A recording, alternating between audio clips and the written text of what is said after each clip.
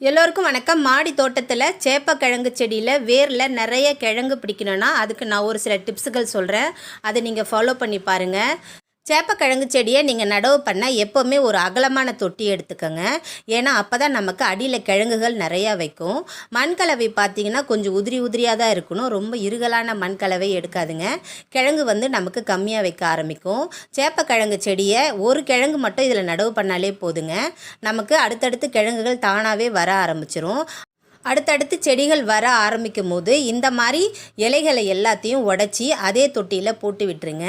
ஒரே ஒரு இலைகள் மட்டும் இருந்தால் போதுங்க. மற்ற எல்லா இலைகளும் நீங்கள் உடச்சி விட்டுருங்க. என்னடா இப்படி உடச்சா நமக்கு செடி போயிருமோலாம் நினைக்காதீங்க. இப்படி பண்ணால் தான் நமக்கு கிழங்கு பார்த்திங்கன்னா நிறையா வைக்கும்.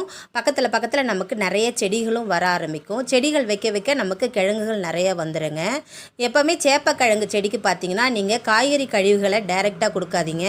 அப்படி டைரெக்டாக கொடுத்தீங்கன்னா நமக்கு மண்ணில் இருக்க அந்த கிழங்கு பார்த்திங்கன்னா அழுக ஆரம்பிக்கும்.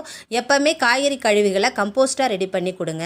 மாதத்துக்கு ஒரு முறை தொழு உரத்தை கண்டிப்பாக கொடுங்க. இந்த 2 கொடுத்தாலே போதுங்க. நமக்கு சேப்பக்கிழங்கு நிறைய அடியில் வைக்க ஆரம்பிக்கும். அதிகப்படியான உரங்களை மாறி மாறி கொடுத்தீங்கன்னா அடியில் கிழங்கு பார்த்திங்கன்னா அழுக ஆரம்பிக்குங்க. இந்த டிப்ஸ் எல்லாம் உங்களுக்கு பிடிச்சிருக்கோம் நம்புகிறேன். லைக் பண்ணி ஷேர் பண்ணி சப்ஸ்கிரைப் பண்ணுங்கள். இயற்கையை நேசிப்போம். நன்றி.